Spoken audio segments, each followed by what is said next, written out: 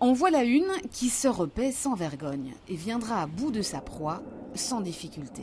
Des courgettes qui sont faites complètement bouffées par des limaces, mais vidées quoi, jusqu'à la moelle.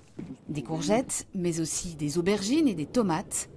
Cet été, les limaces ont été particulièrement voraces. Et voilà, des fois ça cicatrise après, elles viennent, elles goûtent, elles mangent un petit peu, elles partent, et des fois par contre elles ravagent tout le fruit. Christy Michel cultive des plantes aromatiques pour en faire des tisanes. Cette année, c'est la moitié de sa récolte qui est passée à la trappe. Ici, les limaces ont mangé complètement tout le basilic qui est dévoré. On le laisse repousser, mais ça a été une vraie catastrophe. Donc toute la récolte est en retard, toutes les cultures sont en retard, il faut refaire des cultures. Et donc ouais, effectivement, c'est une grosse perte.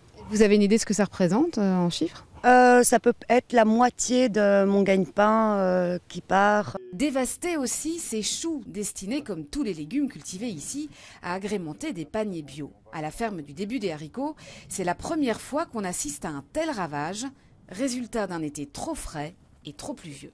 Elles sont venues au début et normalement après il fait chaud. Et donc elles sortent vachement moins, elles se planquent à l'ombre, sous des bûches, sous la paille. Mais cette année elles étaient dehors tout le temps, quoi. C'est clair qu'en termes de production de choux, pour l'hiver, pour mettre dans les paniers, on va clairement avoir, comparativement à ce qu'on avait prévu de mettre par semaine dans les paniers, on va clairement galérer.